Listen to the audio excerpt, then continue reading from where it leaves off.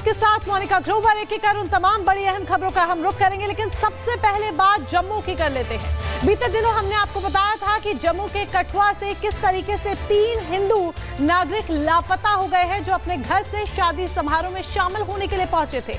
अब इन तीनों हिंदू नागरिकों के शव बरामद हुए हैं और जाहिर सी बात है, जब इनके शव बरामद हुए हैं मीनाक्षी, तो कई सवाल हैं जो खड़े हो गए हैं। बिल्कुल मोनिका, और इसे पहले से ही टेरर एंगल से जोड़ करके देखा जा रहा था। जैसे इन तीनों युवकों के शव बरामद हुए हैं, अब आशंका जताई जाने लगी है कि क्या आतंकियों ने उन्हें मार दिया है या फिर उनके साथ और कुछ हुआ है। इस रिपोर्ट में आपको दिखाएंगे।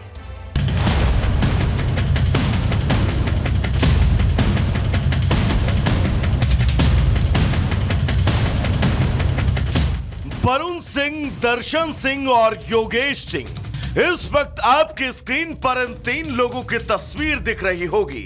ये वही 3 हिंदू हैं जिनकी तलाश में बीते 3 दिनों से सेना, पुलिस और सीआरपीएफ की टीम जुटी थी।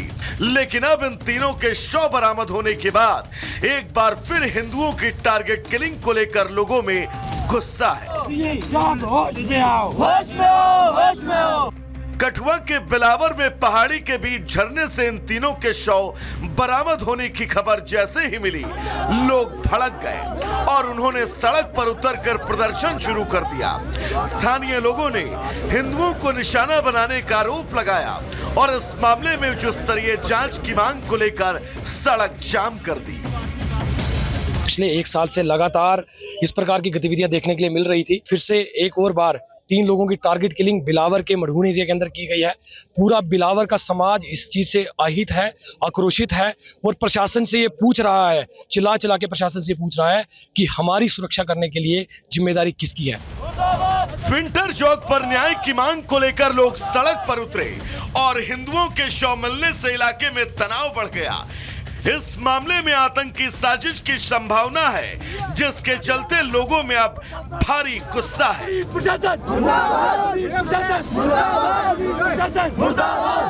दरअसल ये लोग 5 मार्च को एक शादी समारोह में शामिल होने के लिए निकले थे, लेकिन घर वापस लौटते समय जंगल में रास्ता भटक गए, जिसके बाद से इनकी खोजबीन की जा रही थी। बिलावर में ड्रोन के जरिए तलाश में शव दिखे। पहाड़ों के बीच बने झरने से तीनों शव मिले। अब इस मामले में टेरर एंगल से जांच की जा रही है। साथ ही आज तीनों शवों का पोस्टमार्टम होना है, जिससे यह साफ हो सके कि आखिर इन लोगों की मौत कैसे हुई। Bureau report, Republic Bharat. और अब बात करेंगे बाबा बागेश्वर की, जो इन दिनों बिहार के दौरे पर है। बिहार में उन्होंने कई बयान दिए, हिंदू राष्ट्र बनाने की मांग को एक बार फिर से उठाया है। इस दौरान उनके साथ सांसद मनोज तिवारी भी मौजूद रहे और दोनों ने मिलकर के जो भोजपुरी संगीत गाया, उसके बाद का समा देखने लायक था। हर कोई सिर्फ और सिर्फ मंत्रमुग्ध नजर आया है। देखिए आप।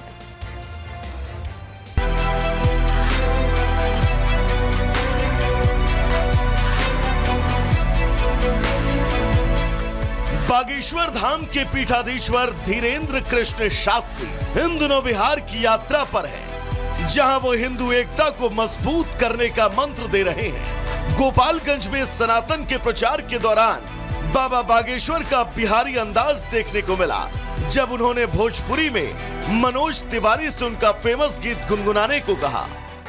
अरे जिया हो बिहार के लाला। हमारे तिवारी जी का एक और गीत बड़ा प्रसिद्ध हुआ, अरे हमरा जनात बबुआ। बाबा बागेश्वर के दरबार में पहुंचे मनोज तिवारी ने भी देरी नहीं की और फौरन मंच पर माइक पकड़कर ऐसा समा बांधा, जिससे हर कोई मंत्रमुग्ध हो गया। ए राजा जी, ए राजा जी, ए राजा जी, ए करे तारा जरूरत मूरत खूबसूरत। मनोज यही नहीं रुके, उन्होंने बिहार के फेमस सॉन्ग जिया हो बिहार के लाला का बागेश्वर वर्जन भी सुनाया। जिया हो बिहार के लाला, जिया तू 1000 साल। जिया हो बिहार के लाला, जिया तू 1000 साल। जिया हो बागेश्वर वाला, जिया 10,000 साल। हालांकि हालांकि इस दौरान भी बाबा बागेश्वर हिंदू एकता का संदेश देना नहीं भूले। पहली बात तो भारत को हिंदू राष्ट्र बनाने के पहले हमें हिंदू राज्यों को बनाना पड़ेगा। हिंदू राज्यों को बनाने के पहले हमें हिंदू जिले बनाने पड़ेंगे। हिंदू जिलों को घोषित करने के पहले हमें हिंदू गांव बनाने पड़ेंगे। हिंदू गांवों को बनाने के पहले हमें हिंदू समाज बनाना पड़ेगा। हिंदू समाज बनाने के पहले हिंदू परिवारों में कट्टरता लानी पड़ेगी। हिंदू परिवारों में कट्टरता लाने के पहले खुद को हिंदू कट्टर बनना पड़ेगा। अब एक और जहां बागेश्वर सनातनियों को एकजुटता का संदेश दे रहे हैं, तो वहीं विपक्ष को बाबा बागेश्वर का बिहार आना जरा भी रास नहीं आ रहा। तभी तो इसे चुनावी प्रोपेगेंडा साबित करने पर तुले हुए हैं।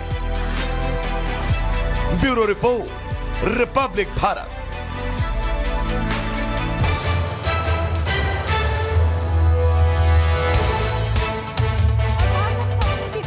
होली का पर्व नजदीक है, रमजान का महीना चल रहा है। इसको लेकर शांतिपूर्ण माहौल कायम रहे, संभल प्रशासन पूरी तरीके से मुस्तैद है। सारी तैयारियां भी पूरी कर ली गई है, क्योंकि 14 मार्च को ही होली का पर्व पड़ रहा है और उस दिन दूसरा जुमा भी है। लेकिन संभल के सिंघम कहे जाने वाले अनुज चौधरी ने एक बयान क्या दे दिया शांति व्यवस्था को लेकर कि उनकी चर्चा अब पाकिस्तान तक में होने लगी है। रिपोर्ट देखिए।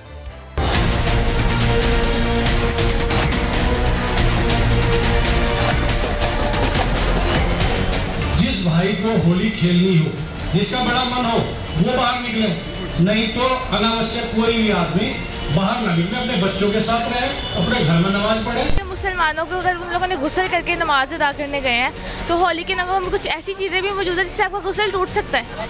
संभल की चर्चाओं के बीच वहां के सीईओ अनुज चौधरी इस वक्त चर्चा का केंद्र बने हुए हैं।